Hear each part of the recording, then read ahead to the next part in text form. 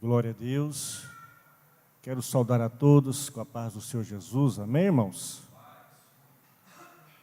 Aleluias. Eu quero ler apenas um versículo para a gente falar sobre a palavra de Deus essa noite. E o versículo que eu quero ler é o primeiro versículo deste capítulo. Cadê o... Aleluias.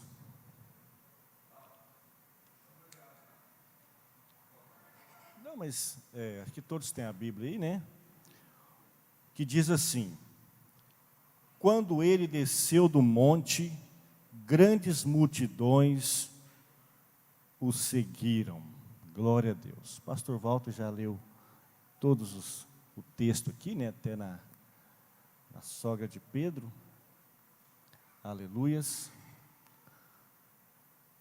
Bom, irmãos, glória a Deus, estamos felizes porque estamos na presença de Deus, né? Foi me dado aqui a oportunidade de estar dando a sequência a esse estudo da palavra de Deus, que é o Evangelho segundo escreveu Mateus, né? Inclusive eu quero agradecer ao pastor Walter, ao pastor presidente, pastor Juvenil, pela confiança de estarmos aqui neste púlpito. Nós sabemos bem que não é de costumes, né? Ou seja, é um costume antigo, bem antigo das Assembleias de Deus, que as terças-feiras é do pastor, não é verdade? Mas louva a Deus pelo irmão, tem uma visão ampla, né? E por nos dar essa oportunidade. E hoje nós vamos falar a partir do capítulo 8, tenho certeza de que todos os outros 7 capítulos foram bem explicados, foram bem ensinados pelo nosso pastor e também pelos demais irmãos que tiveram esta oportunidade. O Evangelho de Mateus, ele é um evangelho que é muito, mas muito profundo de ensinamento. Ele é muito interessante e ele é um evangelho que é o evangelho mais completo de todos os evangelhos. Pois aqui traz os discursos, as pregações, entre eles os sermões da montanha, fala sobre também a missão dos 12, fala sobre as parábolas do Senhor Jesus Cristo, e lá no capítulo 18 fala sobre a missão, né? Ou seja, um sermão propriamente para a igreja. E também lá no capítulo 24 nós temos também uma palavra escatológica que fala sobre a volta do Senhor Jesus Cristo e também do juízo final. E algo muito interessante que o apóstolo Mateus, ele apresenta Jesus aqui como um novo Moisés, como um rei de um reino que estava por vir, como aquele Messias que os judeus estavam esperando, né? Aquele Messias vindo montado em um cavalo branco, aquele cavaleiro montado em um cavalo branco. Mas, no entanto, quando Jesus se revela realmente, quando Jesus ele se revela o real momento em que ele vivia, então o apóstolo Mateus ele é bem preciso nos pontos importantes aqui desse evangelho, em mostrar a particularidade do Senhor Jesus Cristo, que é os momentos em que ele teve aqueles encontros com pessoas que eram necessitadas, pessoas que eram doentes, da sua época. Mateus faz questão de mostrar aqui que a humildade daquelas pessoas, a fé daquelas pessoas e também a grande compaixão pelo nosso Senhor e Salvador Jesus Cristo em relação a essas pessoas. E é bom falar também, de uma forma bem clara, que esses encontros, eles eram, de uma certa forma, muito especial para Jesus, porque eles estavam nos planos do Mestre, né? Ou seja, no seu ministério terreno. E aqui no capítulo 8, onde nós iremos falar, mostra justamente quando Jesus desce do monte, e agora ele tem então esse contato, ele tem então esse encontro com essas pessoas que estavam necessitadas. E esse encontro de uma forma mais frequente. Aqui de onde Jesus começa a demonstrar a sua particularidade, a sua compaixão e o seu amor, curando e libertando as pessoas. Foi a partir do momento que ele desceu do monte, é que ele começou então a mostrar o seu desejo de ter aquele contato com aquelas pessoas que estavam doentes e pessoas necessitadas. Depois Jesus ensina de como nós devemos seguir, está aqui no capítulo 8, ou seja, seguir Jesus não é uma tarefa muito fácil. Seguir Jesus exige de nós muitas coisas, exige de nós, ou seja, muitas lutas. Seguir Jesus é nós estarmos sujeitos a passar por tempestades, por vendavais na nossa vida cristã. Seguir Jesus é estarmos sujeitos a enfrentarmos opositores da nossa fé, pessoas que se levantam contra a sua fé, contra o seu ministério, contra a sua vida cristã. Seguir Jesus é nós abandonarmos o mundo completamente, é resignarmos das coisas que talvez sejam boas aos nossos olhos, mas que para os olhos de Deus não são boas. Então, seguir Jesus é isso aí. Mas só, irmãos, que tem uma grande recompensa para nós a respeito disso. Seguir Jesus, você terá uma grande recompensa. Mateus capítulo 24, a Bíblia diz que aquele que perseverar até o fim, terá uma grande recompensa. Mateus capítulo 24, diz assim, no versículo 12 e 13. E por se multiplicar a iniquidade, o amor de muitos se esfriará, mas aquele que perseverar até o fim será salvo. Então, seguir Jesus é isso aí, é passar por lutas, mas por fim receber simplesmente a vida eterna. Glória a Deus por isso. Então, aqui a partir do versículo 1 ao 13, há algo que nos chama bastante atenção. Ou seja, não somente a nossa atenção, mas principalmente a atenção do Senhor Jesus Cristo. Porque aqui Jesus ele fica maravilhado, o pastor leu muito bem isso, pela forma que aquelas duas personagens, porque esses dois homens, pediram a ele um milagre, foi até ele à busca de uma resposta, pedindo algo a ele que era um milagre. Ou seja, principalmente quando chega no centurião de Cafarnaum. Mas aqui o leproso, ele também demonstra, irmãos, até então, uma fé inigualável. Isso me chama bastante atenção, ou seja, uma fé que até então não tinha sido exercida. Isso também chamou a atenção do Senhor Jesus Cristo. Aquele leproso, ele demonstra, ele consegue manifestar uma fé, aquela fé que Deus espera de nós. Não que tenha várias formas de fé, não, a fé ela é só uma. Mas foi a forma dele manifestar essa fé, é que move o coração de Deus, é que move a mão de Deus ao nosso favor. Irmãos, vão entender isso, por que isso? Porque o que ele demonstrou aqui, antes mesmo de pedir a Jesus aquele milagre, para que Jesus o curasse, o que ele demonstrou aqui foi um conhecimento, um reconhecimento de quem realmente era Jesus. Ele viu isso antes mesmo de ter encontro com Jesus, que certamente ele deveria ter buscado informações de Jesus, sabido algo de Jesus. Então, quando ele partiu para fazer aquele pedido, ele já sabia quem era Jesus. O interessante é que Mateus, ele escreve aqui simples palavras, não é verdade? Simples palavras. Ele disse que aquele homem somente chegou lá e disse: Senhor, se o Senhor quiser, o Senhor pode me curar. Então Jesus disse: então quero ser limpo. Mas nós podemos então, pela fé, que é seja, buscar em volta dessa simples palavra, né, o que houve é uma ação milagrosa naquele diálogo. Ou seja, não é heresias, pastor, não é heresias, mas é uma ilustração do que realmente aquele homem falou, do que Jesus Cristo entendeu da parte dele. É apenas uma ilustração, quer dizer, como aquele homem chegasse ali e dizer: Senhor, eu sei que Tu és o mestre, que Tu pode todas as coisas, que Tu és o médico dos médicos, que o Senhor é o Senhor, o Criador de todas as coisas, que Tu és Deus. Aquele homem reconheceu quem era Jesus, antes mesmo de fazer aquele pedido. E foi justamente isso que mexeu com Jesus, que tocou no coração de Jesus. Porque aquele homem, ele se humilhou e falou: Jesus, se Tu queres, eu estou aqui.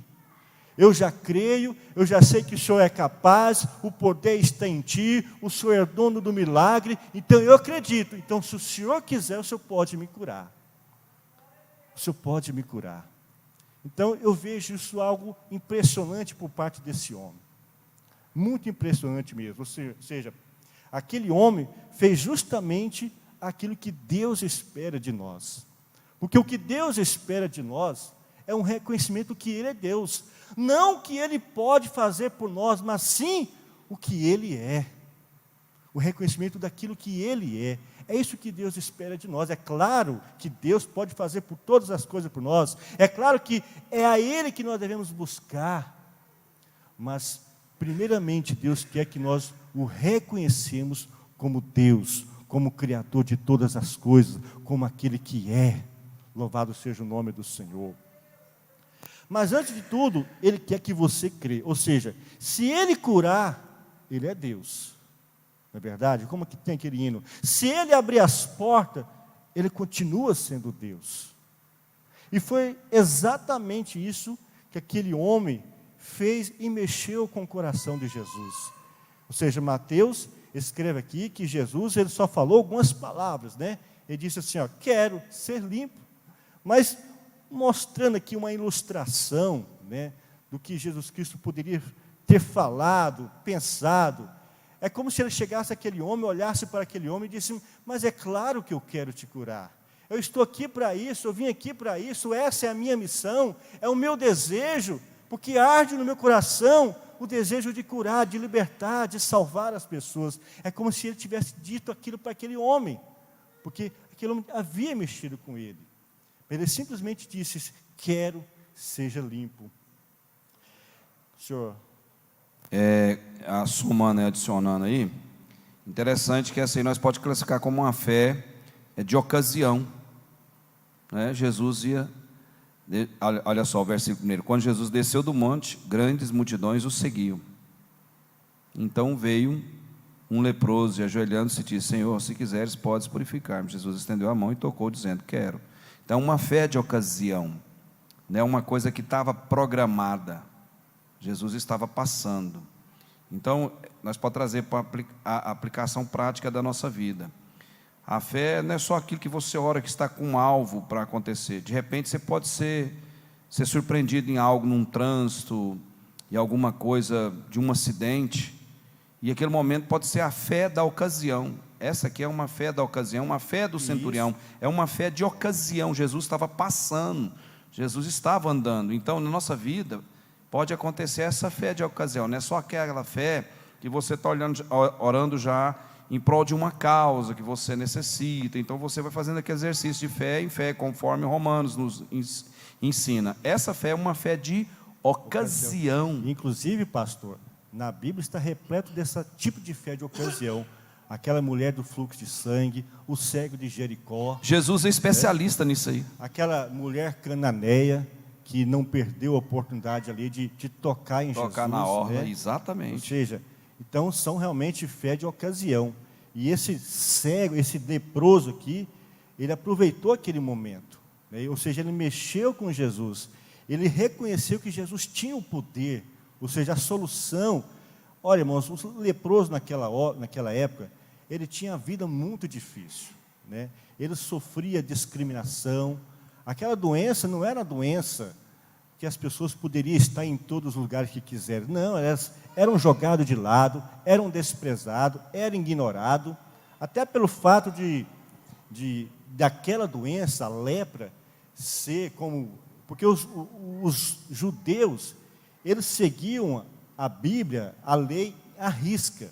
Ou seja, aquela lepra era sinal de pecado dele, ou sinal de pecado dos seus pais. Então, os judeus não tinham misericórdia. Eles não tinham boa vontade com as pessoas. Então, aquele homem era jogado. Então, ele sofria discriminação, ele era deixado de lado, ele era desprezado, mas naquele momento ele sentiu que se ele fosse naquela fé, naquela boa vontade, ou seja, se humilhante perante o Senhor, e aproveitando que Cristo estava passando ali, e que a única solução que tinha era aquilo ali, ele foi naquela fé, essa fé de ocasião, e ele foi abençoado por Deus, né? Então, naquele momento, ou seja, Jesus Cristo, ele viu a oportunidade de se cumprir aquela profecia, lá em Isaías, no capítulo 53, versículo 4 e 5, né, que fala sobre que ele levou sobre si as nossas enfermidades e as nossas dores levou sobre si, né? Ou seja, quando Jesus desceu do monte, ele começou então a praticar o seu ministério, ou seja, corpo a corpo, né? Aquele ministério que era proposital dele mesmo, ou seja, que é de abençoar as pessoas que vinham até ele, as pessoas necessitadas. E foi então quando Mateus mudou até a forma, né, de discursar sobre Jesus Cristo, mostrando aquele particularidade do Senhor Jesus Cristo em querer abençoar as pessoas. Amém? Quando Jesus chegou a esse mundo, é claro, ele encontrou um mundo completamente enfermo, né? Ou seja, e ali despertou o desejo nele de abençoar as pessoas, de curar as pessoas, de libertar as pessoas. Por isso ele disse: vinde a mim, todos que estáis cansados e oprimido pela doença, oprimido pelo inimigo, oprimido pelas circunstâncias da vida, porque fosse até ele, seria aliviado, seria libertado. Mas eu quero fazer uma pergunta aqui, meio que polêmica, né? Está aqui os nossos pastores. Por que muitos não são curados? É claro que a Bíblia tem muitas respostas a respeito disso. Ou seja, a Bíblia, ela nos desafia aqui a crer na cura sobre as nossas enfermidades. É verdade? A cura divina, ela é um dos temas, né, derivados da morte de Cristo. Ou seja, Deus, ele tinha certeza na eficácia da morte de Cristo. Por isso, então, a cura divina, ela se tornou uma promessa bíblica, uma promessa de Deus. Não é verdade? E essa cura, ela pode ser feita de várias formas, seja ela, né, ou seja, pode ser feita pelo próprio doente, né, ou seja, através da oração do próprio doente, não é verdade? Mas aí está uma pergunta: por que muitas pessoas não são curadas? Qual o motivo da pessoa fazer oração, fazer campanha, jejuar, orar de madrugada e não receber a cura? Porque é o que mais tem, né, irmãos? Mais tem, a gente conhece pessoas que passam a vida toda dentro da igreja, orando, pedindo uma cura, pedindo uma solução, pedindo uma porta, pedindo uma bênção, mas não recebe. Não recebe. Eu estive na igreja vários anos, dirigindo a igreja, e ali a gente conhecia pessoas dessa forma, com esses problemas. Minha vida toda a gente fazia campanha, chamava para orar, orava com eles, jejuava com eles, sabe? E a solução não vinha, né? Glória a Deus. A cura também pode ser pela oração de outra pessoa, ou da igreja. Lá em Números capítulo 12, versículo 13, tem um exemplo sobre isso aí. Alguém pode colocar aí, Eliabe? Números capítulo 12, versículo 13. Se tiver difícil, não tem importância. Eu tenho aqui. Quer que lê, pastor? Pode sim, pastor. Números. Capítulo 12, versículo 13. Clamou, pois, Moisés ao Senhor, dizendo: ó Deus, rogo-te que a cures. Esta oração de Moisés foi em favor de Miriam. Miriam juntou lá com seu irmão Arão, né? E falou mal de Moisés. E Deus não gostou. E Deus, então, permitiu que uma lepra tocasse, né, no corpo dela. Então, Arão foi até Moisés, clamou por Moisés, e Moisés imediatamente começou a clamar a Deus em favor de Miriam. E Deus ouviu, né? Ou seja, a oração...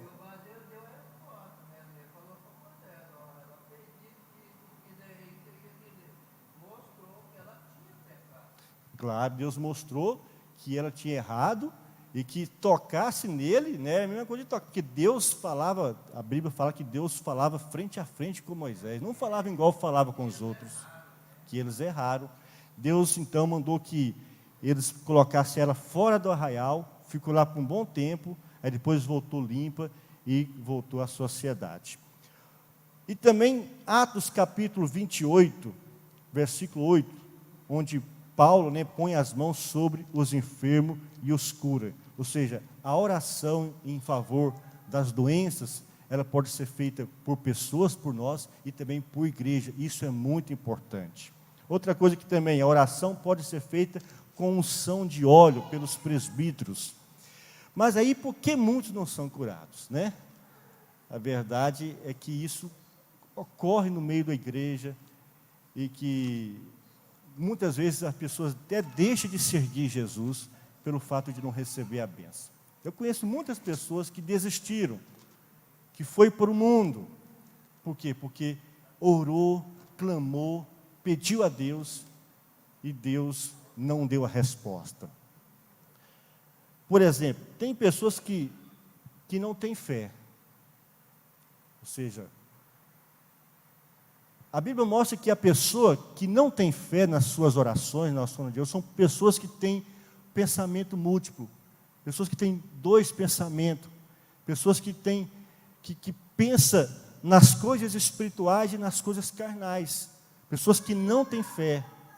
Então não tem como Deus abençoar e responder às suas orações. Aqui em Tiago capítulo 1, versículo 6, explica que aquele que duvida é porque tem dois pensamentos, tem pensamentos duplos, vontade dupla, e assim Deus não abençoa. Outra coisa é porque não somos respondidos pelas nossas orações, pecado não confessado. A pessoa peca, pois passa a vida inteira na igreja, mas não confessa, mas também não recebe bênção. Eu lembro de muitas pessoas que pecavam, né, tinham lá os seus problemas, quando chegavam na Santa Ceia, eles não participavam, passava uma, passava duas, três, aí depois eles participavam normalmente, sem confessar, sem buscar o perdão de Deus. Ou seja, e não era abençoada, não tinha suas orações respondidas. As pessoas têm o equívoco, né, de pensar que Deus esquece, né? Até ela mesma não consegue esquecer, mas pensa que se dar um tempo aquilo ali, sim, é claro que não participar da Santa Ceia é um gesto de temor, mas o maior temor que nós possamos demonstrar a Deus é quando nós nos arrependemos e confessamos os nossos pecados. Essa é a verdade. Então a oração, ela é respondida, sim, se nós deixarmos nosso pecado, confessarmos a Ele e seguir a nossa vida em obediência. Salmo 66, versículo 18 diz assim: se eu calentar o pecado no coração, o Senhor não me ouvirá, né? Ou seja, se eu calar o meu pecado, se eu tentar esconder, esquecer o pecado no meu coração, Deus não vai me ouvir, Deus não vai me responder, né? Provérbios capítulo 28, versículo 13, diz assim: o que encobre as suas transgressões nunca prosperará. É forte esse versículo, né? Nunca prosperará. Provérbios capítulo 28, versículo 13.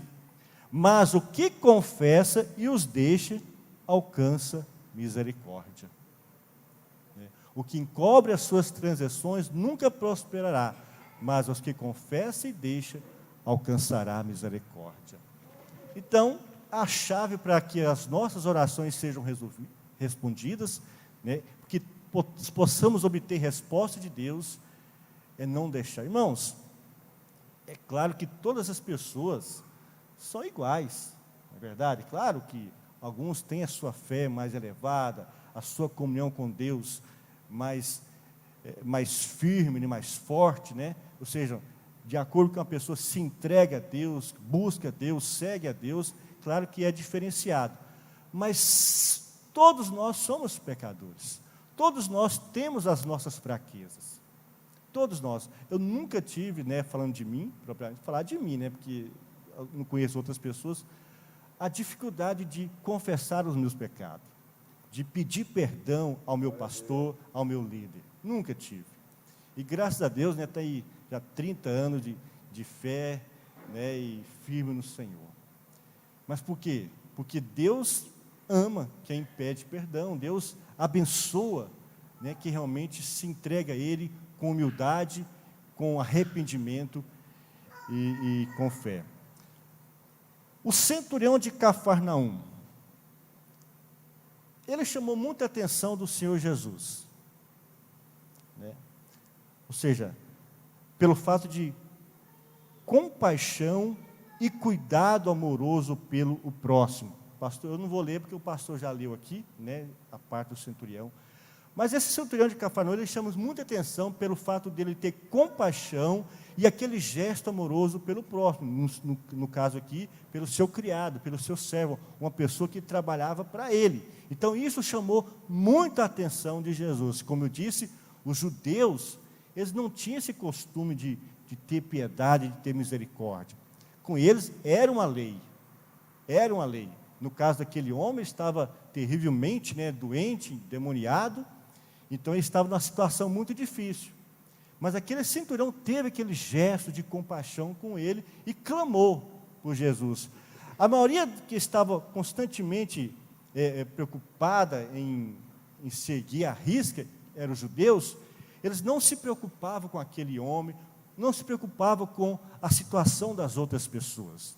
Mas aquele centurião, ele chamou a atenção, né, pelo fato de ter compaixão. Ou seja, da mesma forma foi o caso do leproso. Ele era jogado, ou seja, mas o centurião, ele demonstrou esse amor, esse cuidado com o próximo. Porque o centurião teve essa compaixão. Agora uma pergunta, por que o centurião disse para que Jesus Cristo não fosse até a sua casa?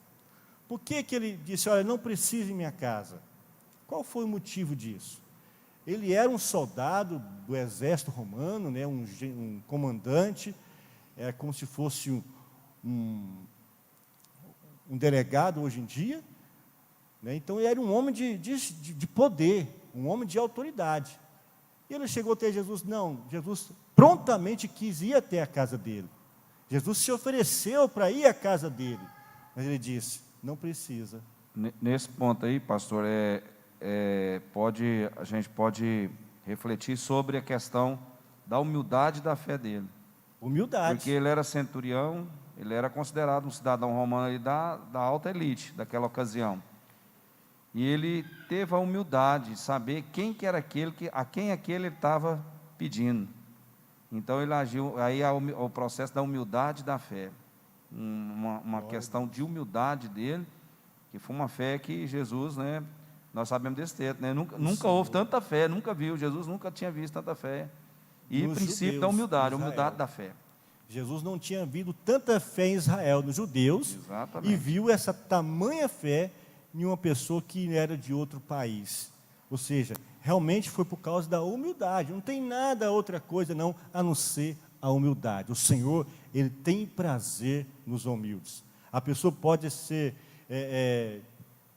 for quem for, mas se ele se humilhar perante o Senhor, ele fica ali, né, ou seja, com crédito ao Senhor. Então, a humildade é muito importante. Aquele homem era um centurião, né? Hoje em dia, como eu disse, poderia ser um delegado forte de uma cidade, alguém que tinha autoridade, alguém que tinha poder. Um inspetor. Né? Um inspetor, um juiz, não sei, algo que realmente tinha autoridade. Mas ele demonstrou humildade. Ele demonstrou um exemplo de fé através da humildade, de que o Senhor Jesus, ele poderia resolver o problema do seu criado. É importante observar que o próprio Jesus quis ir até a casa, mas ele disse, não, não sou digno.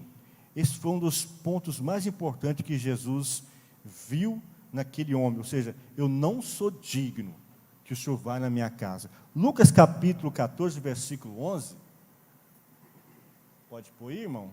Se quiser ler também. É um versículo que nós sempre usamos, e ele é muito forte, é uma bênção de Deus, e que é uma grande verdade. Lucas capítulo 14, versículo 11. Vamos ler aí. Pois todo o que a si mesmo se exaltar será humilhado, e aquele que a si mesmo se humilhar será exaltado. Exaltado. De uma certa forma, aquele homem foi exaltado pelo fato de Jesus curar o seu servo. Por quê? Porque ele usou a humildade, ele usou aquela fé humilde, né? Outra coisa que chamou a atenção de Jesus naquele homem foi a fé, né?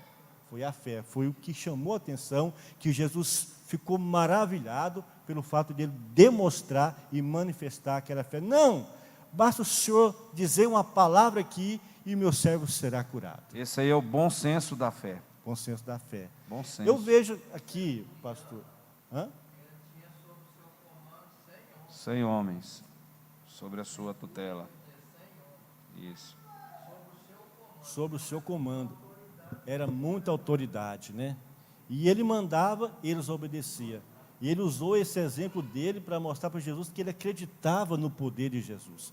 Mas eu vejo algo aqui, pastores, algo impressionante, né? Porque era como se aquele homem já estivesse passando para nós de como seria nós nos dias de hoje. Vejam bem, nós estamos falando sobre cura, libertação, porque quando Jesus desceu do monte, eu vejo essa mensagem aqui, quando Jesus teve o encontro com a sogra de Pedro, contra esse enfermo desse homem, contra o leproso, eu vejo a ação de Jesus em querer curar as pessoas, em querer abençoar as pessoas, livrar as pessoas do mal.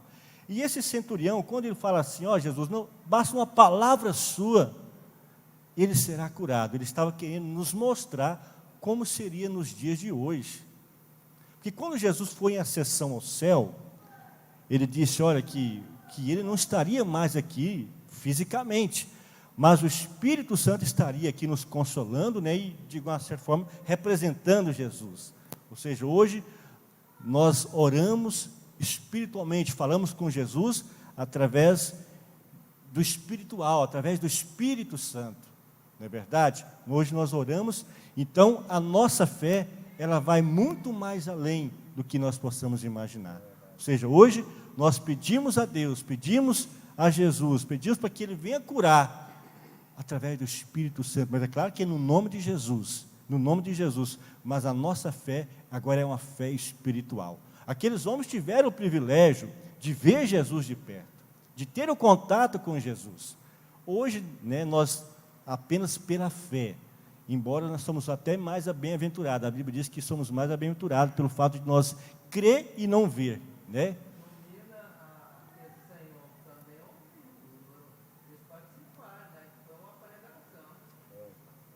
Porque eles viram um milagre, né? Viram um milagre. E vejam bem, foi um milagre apenas pelo poder da palavra de Jesus, né? Que aquele homem seria curado lá, sem ao menos Jesus chegasse ali. Aí entra, pastor Vanderlá, a recompensa da fé. A ocasião da fé, a recompensa da fé, o bom senso da fé.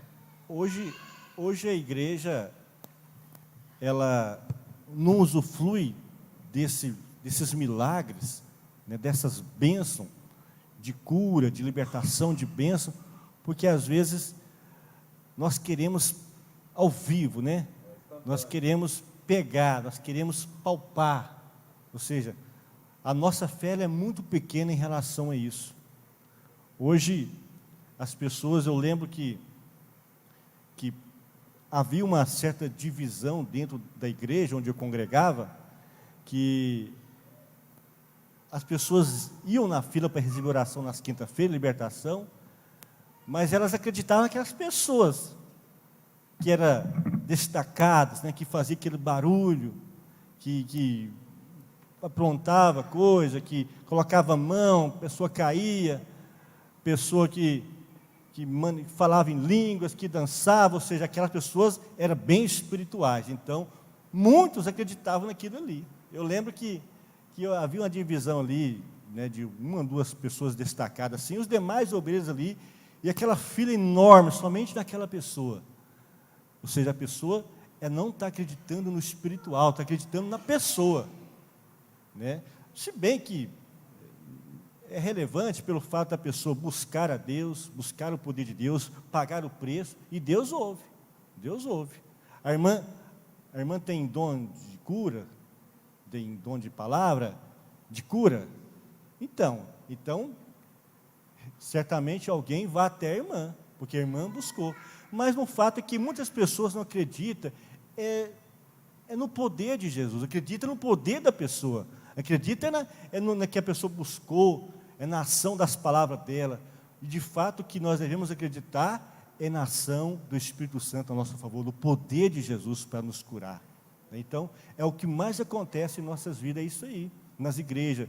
As pessoas passam a vida toda enfermas, a igreja está cheia de pessoas com problemas, pessoas com situações difíceis, mas por quê? Não está acreditando no poder de Deus, acredita no homem, acredita na ação do homem, do que o homem é capaz de fazer, se ele ora bem, se ele prega bem, se ele fala bonito, se ele ora bonito, mas está deixando de acreditar no poder de Deus. Verdade?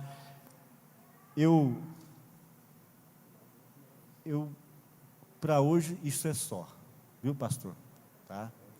Eu estou com uma dificuldade meio grande, a gente está falando muito de enfermidade, né? Mas, e propriamente a gente passa por isso também, né? Eu acabei de medir a minha pressão lá em casa, sou sintomático, mas assim, eu sinto algo muito estranho no meu corpo, né? Pelo fato da pressão estar alta. Ela estava 18/14, né? Minha mãe até disse, rapaz, não vá, porque você pode dar um colapso aí, né? A todo momento, né? Eu tomo remédio, mas eu esqueci de tomar esses dias, não comprei. Pelo fato de eu ser assintomático, eu não me preocupei tanto. Eu não me preocupei, né?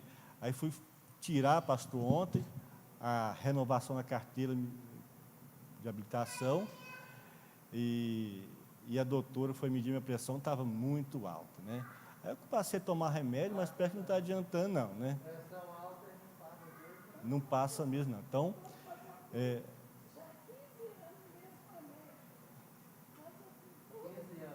mas quando eu estou tomando normalmente, a pressão é baixa. É porque não tomei, mano. Não deixei, relaxei. E não é que eu sinto nada, mas é como se meu corpo estivesse instável, sabe? Eu sinto isso, né? Então, que Deus abençoe pela oportunidade, viu?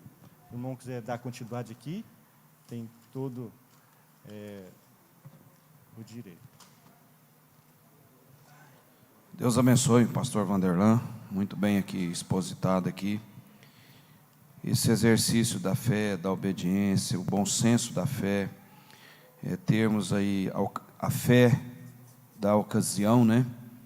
Aquela fé que nós explicamos aqui há pouco. De repente você está aí no trânsito, alguma coisa acontece, ou está no passeio, acontece ali um imprevisto, um caso fortuito, aí você tem aquele exercício da fé, você não estava programado para esperar aquela bênção, aquele milagre de Deus ali na hora, um salvamento, e aí essa é a fé da ocasião. A fé do bom senso é a fé de reconhecer, saber esperar, né? E a fé humilde é aquela saber que quem tem poder é Deus, Ele tem um controle. E esse texto aí, que vai do versículo 5 ao 13, fala da autoridade, porque esse centurião, ele tinha o quê? Autoridade, ele tinha pessoas sobre a sua tutela, e ele reconheceu, ele teve a humildade de reconhecer que com quem ele estava pedindo era o verdadeiro Deus. Então daí nós extraímos aquela frase, né? Tem autoridade quem está sujeito à autoridade. Nós sempre costumamos a dizer aí, e sempre nós vemos nos ensinos, e o que anda acontecendo, pastor Vanderlan, há muito pecado de rebeldia no seio do povo, não só no nosso ministério, mas no país e no mundo afora. E esse pecado de rebeldia no meio do povo de Deus, ele acontecendo por aí, contraria a vontade de Deus, contraria, né? E coitadinho de quem, né, procede desse modo, pois na Bíblia, rebeldia é comparado como o quê? Feitiçaria. Coloca aí, Eliab, por favor, olha o versículo que assegura isso aí, ó. Rebeldia é como feitiçaria. 1 Samuel, capítulo 15, o versículo 23, né? Porque a rebelião é como pecado de feitiçaria aí, a obstinação é como idolatria. Olha lá, quem encobre pois a rebelião é como pecado de adivinhação e a obstinação como maldade de idolatria. A obstinação é a mesma coisa de rebeldia. Então, coitadinho de quem está, né, promovendo esse tipo de coisa aí. Olha, o versículo assegura isso aí, ó. Pois a rebelião é como pecado de adivinhação e a obstinação como a maldade da idolatria. Visto que rejeitaste a palavra do Senhor, e ele também te rejeitou como rei. Quem foi esse aí? Saul, né? Rebeldia dele não atender. Deus possa continuar abençoando, Deus possa restaurar aí a saúde, né, dos irmãos, de cada um de nós aqui. Vamos fazer um louvor aqui, tirarmos a oferta, e aí nós vamos para o encerramento. Vamos orar aqui, irmãos, pedir oração aqui pelo filho do pastor José Machado. No final, quero que o pastor presidente venha aqui orar.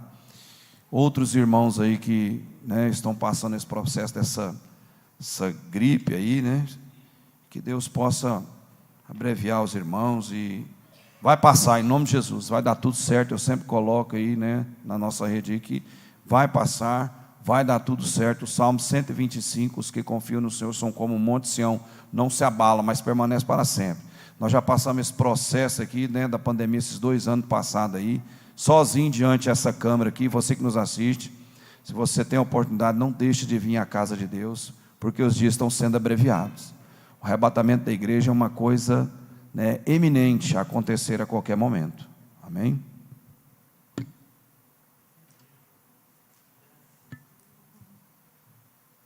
(597)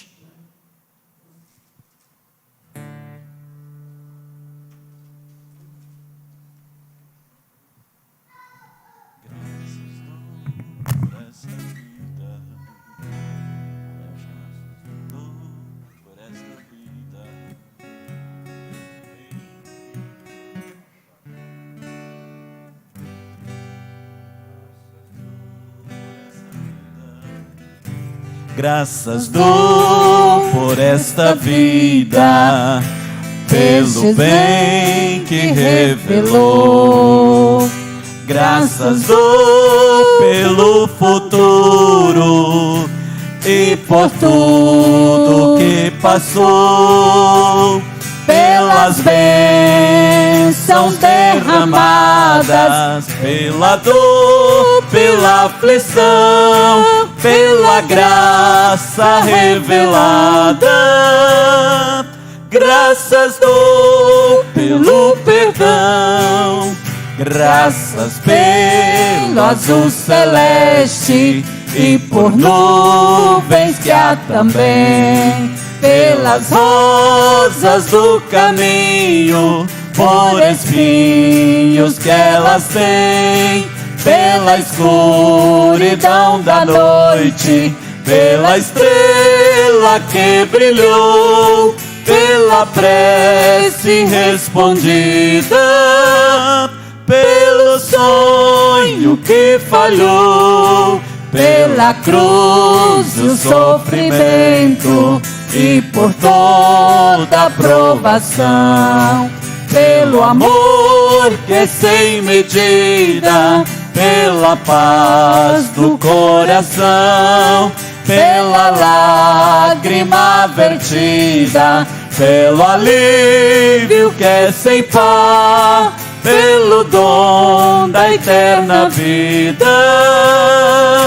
Sempre graças hei de dar. Glória a Deus.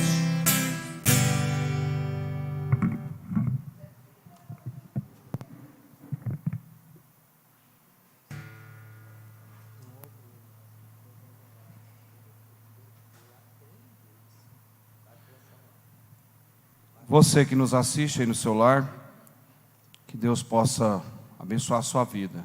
Semana que vem nós vamos, se Deus permitir, ver se nós tiramos aí períodos de oração aqui na semana. Vamos intercalar aí com os pastores, tirar um período aqui de 30 minutos, que seja 40 minutos. Vamos tirar 7 dias de oração, para que Deus venha, varrer todo esse processo que está acontecendo. Deus venha de encontro aos irmãos que precisam. Pastor Joel, nós falamos com ele também, foi acometido de Covid, mas passa bem. Ele, a filha dele testou, mas deu negativo, graças a Deus. Os irmãos que já passou por esse processo. Semana que vem nós vamos programar aqui para que Deus possa nos despertar em oração, 7 dias de oração aqui, antes do início do culto. Vamos intercalar com os pastores aí, quem quiser vir somar, nós estaremos orando aqui por um período de 40 minutos ou 30 minutos, o que nós decidimos, o que Deus nos orientar, nós estaremos orando em prol dessa situação da igreja local, não só a igreja local, mas o campo, o país, a cidade, a parentela, afins. Amém? Quinta-feira, amanhã, pela manhã, nós não podemos afirmar que o pastor vai estar aqui, o pastor Machado, devido à situação do filho dele, mas quinta-feira, quinta da vitória, nós estaremos aqui em nome de Jesus, ao encerramento da campanha de joelhos. Você que está no seu lar, ore, divulgue, participe. Se tiver forma de vir, venha correndo, é de joelho que nós vamos vencer, a nossa força aérea que nós temos aqui é a oração.